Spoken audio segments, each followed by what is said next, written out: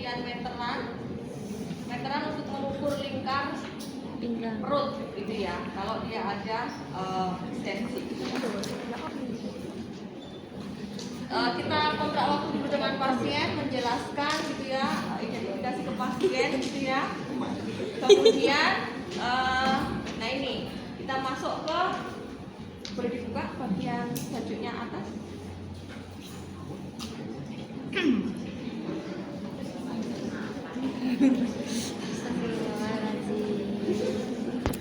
Zina mata.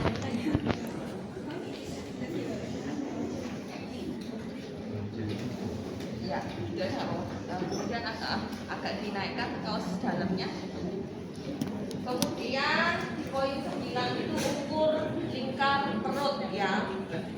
Gunakan APD sarung tangan gitu ya, kalau perlu gitu ya, karena mungkin apa istilahnya ya, kalau hepatitis itu kan bisa menular lewat keringat gitu ya, sehingga kita bisa ukur lingkar perutnya gitu ya.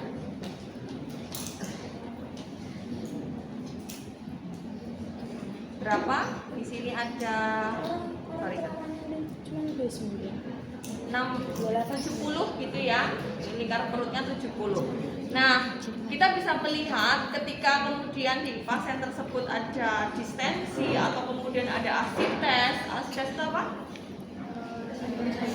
Ya, penumpukan cairan pada rongga peritoneal gitu ya, otomatis kan biasanya perutnya akan membesar, metoto gitu ya, sehingga kita lihat kita ukur dengan lingkar perutnya pasti dia jauh lebih gede gitu kan ya.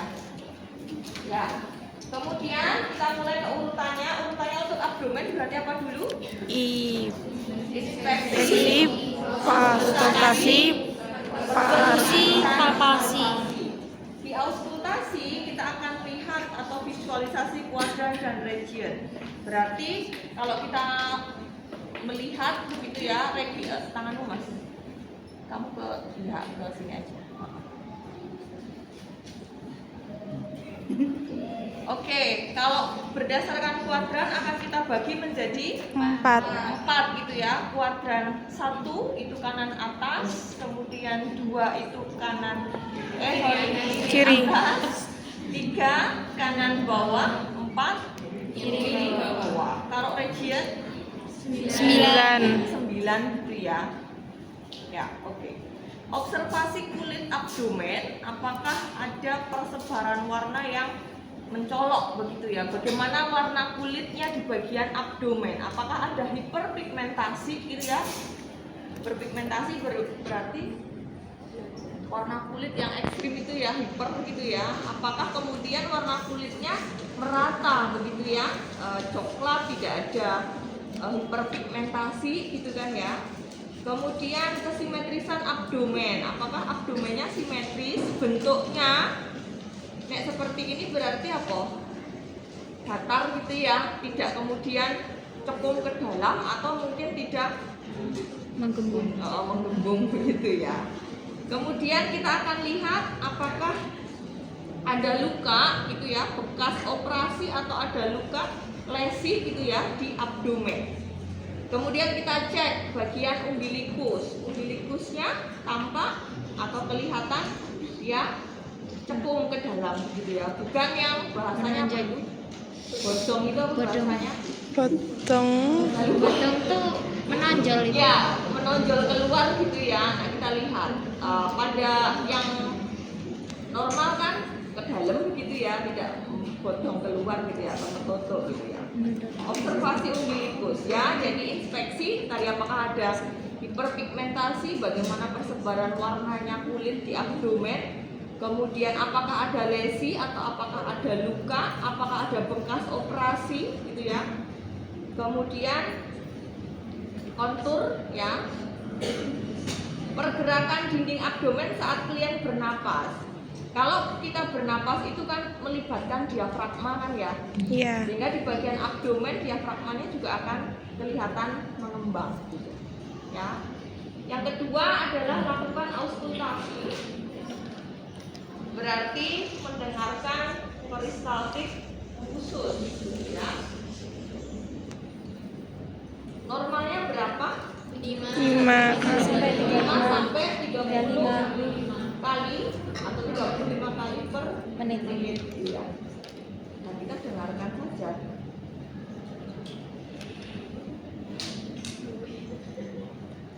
Di semua kuadran bisa kita dengarkan begitu ya. Bunyinya nanti kita bisa dengar. Siapa yang pernah dengar pakai stetoskop masing-masing? Pernah. Ruwet gitu ya. Iya. Lalu kita akan dengarkan selama 1 menit. Bisa di sini, bisa di kuadran di sini, atau mungkin di kiri bawah gitu ya. Kemudian auskultasi bunyi vaskuler atau aorta. Jadi di abdomen itu ada yang namanya pembuluh darah di abdomen. Ya, namanya aorta gitu ya di abdomen. Nah, kita akan bisa mendengarkan apakah itu nanti di selain aorta itu ada arteri. Arteri berarti pembuluh darah kecil. Gitu ya. Ada arteri renalis. Renalis itu berarti apa? Ginjal. Itu mau video siapa ya? Ya. Arteri renalis berarti arteri yang memperdarai di Ginjal. Ginjal kita ada di kanan dan kiri. Berarti di sini ada arteri renalis kiri atau sinistra. Kemudian di sini ada arteri renalis dextra. Kemudian ada arteri iliaka. Iliaka itu di sini. Sinistra dan juga dextra. Kita bisa dengarkan begitu ya, apakah suaranya bising atau tidak. Jadi bising pada pembuluh darah itu bisa kita dengarkan kalau memang dia ada gangguan di pembuluh darahnya. Sehingga nanti pada saat kita mendengarkan itu kelihatan bising itu berarti apa ya, kemersek begitu ya, tidak bersih gitu ya. Nah, nanti biasanya yang normal berarti apakah terdengar atau tidak? Tidak ya. Kalau yang abnormal berarti tadi itu dia terdengar bising. Ada satu lagi adalah arteri yang ada di femoralis. Femoralis itu ada di agak ke bawah lagi di dekat selangkangan. Jadi di sini itu yang ada arteri. Ya, itu yang poin B. Auskultasi bunyi vaskuler atau aorta. Kemudian yang ketiga adalah auskultasi friction rate. Ini yang menandakan apa? Friction rate pada abdomen.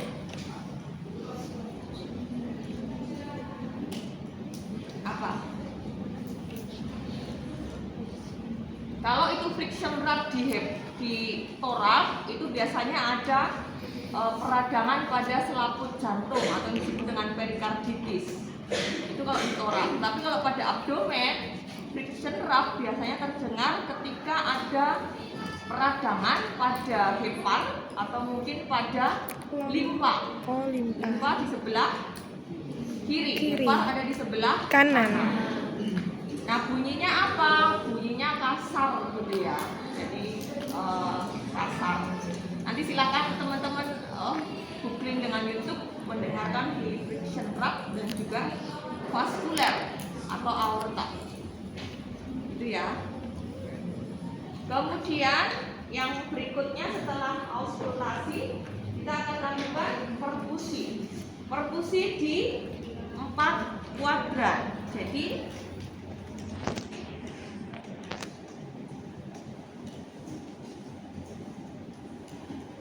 perkusinya searah jarum jam ke kanan. Bunyinya perkusi pada abdomen normalnya adalah bukan sonor, tapi timpani. Itu menandakan adalah rongga udara yang ada di abdomen, ya. Kecuali kemudian kalau dia terlalu melenting, ya tadi kan kamu dengar nggak, Mas? Ada rongga udara begitu. Kemudian kalau dia intensitasnya tinggi berarti hipertimpani. Jadi banyak udara di dalam, kembung lah kasarannya ya, pasien kembung gitu. Kalau kita perkusi maka dung gitu ya, karena terlalu banyak udaranya gitu. Jadi dia hipertimpani. Kemudian yang kedua adalah perkusi hepar. Perkusi hepar itu untuk menentukan batas atas hepar dan batas bawah. kemarin ini ada kaitannya dengan torak. Kalau di torak itu kita akan perkusi untuk batas hepar gitu ya. Batas atasnya berarti mulai dari atas, dari ICS kedua gitu ya. Kita perkusi berarti apa suaranya? Sonor. Sonor ya. Masih sonor? Nggak tahu sonor apa lagi.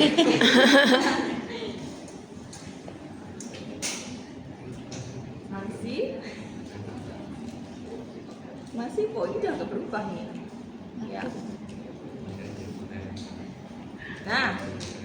Nah di sini kita hitung tadi dari atas berapa. Ketika ada perubahan dari sonor ke peka, ke redup gitu ya, berarti inilah batas atas hepar. Berarti ICS ke berapa tadi dihitung dari atas gitu ya. Gitu. Kemudian kita tarik lagi ke bawah.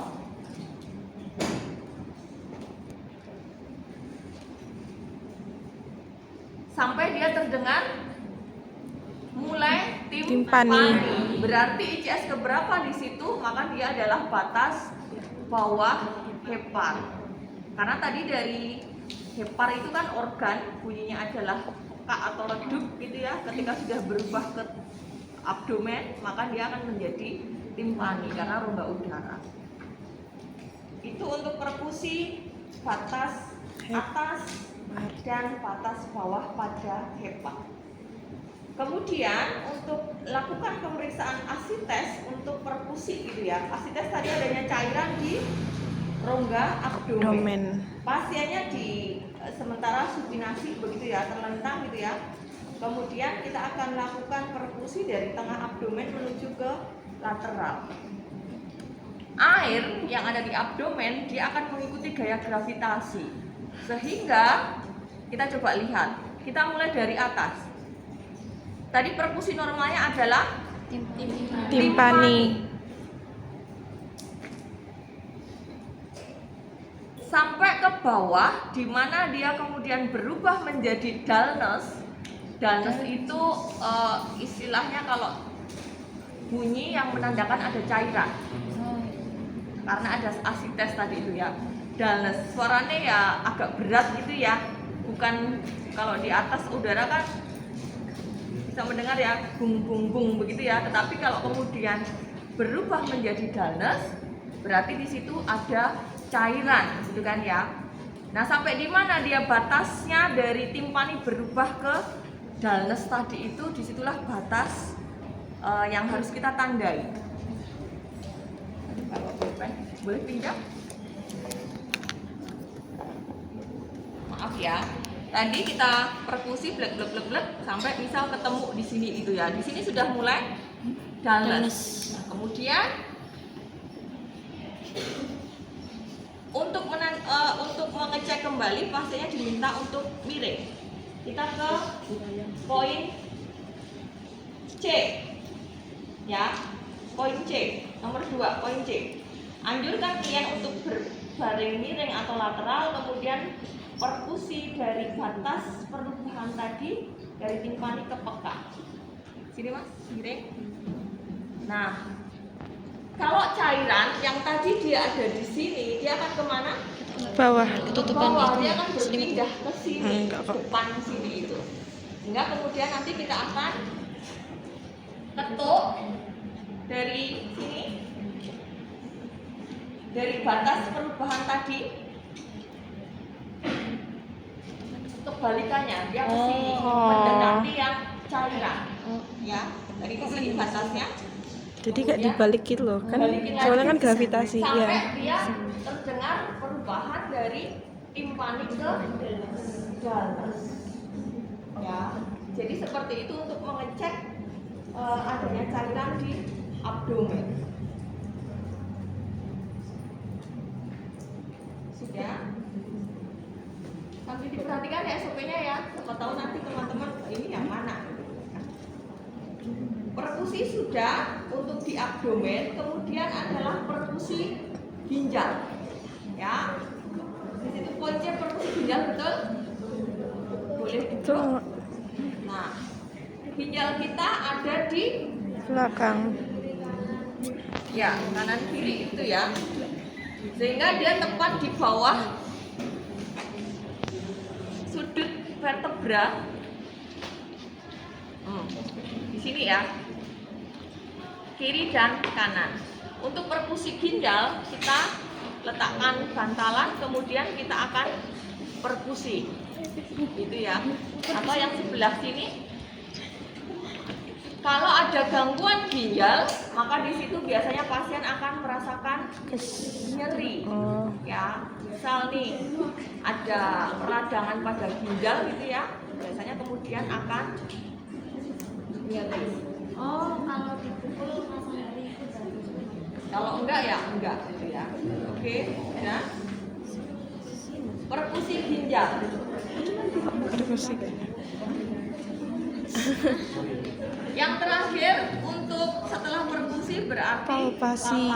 Palpasi berarti meraba gitu ya. Sebelumnya kita bisa Hangatkan gitu ya, tangan. tangan kita gitu ya. Kemudian ada dua palpasi ringan dan palpasi dalam. Kalau ringan berarti hanya sekitar 1 cm pada 4 kuadran. Tetapi sebelumnya ditanyakan dulu ke pasien apakah ada bagian dari kuadran tersebut yang terasa nyeri atau tidak. Kalau nyeri berarti kita akan palpasi terakhir sendiri gitu ya. Jadi kita akan palpasi gitu ya. Kemudian tadi 1 cm saja palpasi untuk kuadran. Ada sakit Pak? Tidak. Kemudian terus satu lagi kuadran kanan bawah. Palpasi dalam dia lebih dari berapa di situ? Ada nggak? Nggak ada. Nggak ada ya. Ya lebih dalam lah. Kalau tadi ringan superficial itu 1 cm berarti kita lebih tekan lagi. Bisa sampai ke 5 cm gitu ya. Kemudian tekan. Kemudian sakit? Tidak. Kalau memang tidak ada gangguan, dia nggak akan kesakitan. Tetapi ketika ada gangguan di hepar atau mungkin di lens, kita palpasi ringan saja dia sudah Sakit. nyeri. Apalagi kalau kita tekan ke dalam. Itu ya. Kemudian kita akan palpasi hepar apakah ada pembesaran atau tidak. Ya, normalnya pada individu hepar itu teraba atau tidak? Tidak ya, sehingga kita lihat apakah ada teraba atau tidak gitu ya, ada pembengkakan atau tidak.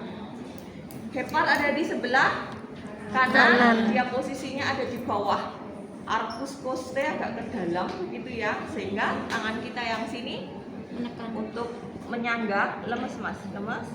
Kemudian pasiennya nanti bersamaan dengan tarik nafas panjang, tangan kita akan masuk dan juga meraba gitu ya.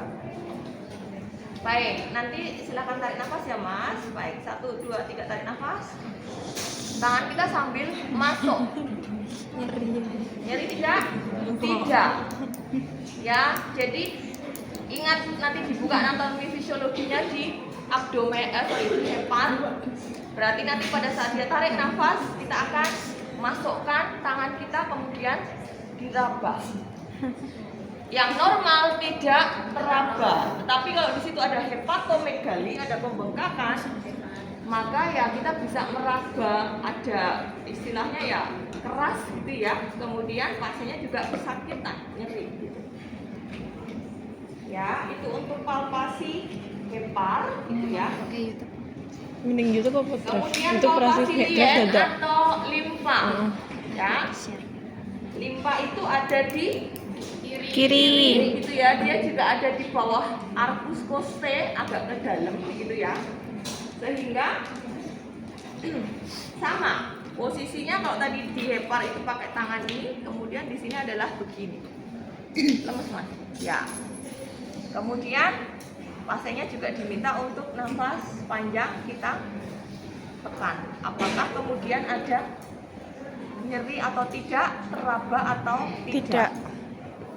Pada pembesaran limpa atau yang disebut dengan splenomegali, ya, maka kita bisa lihat biasanya dia juga akan kelihatan metentang gitu ya, besar gitu di daerah sini gitu gitu ya.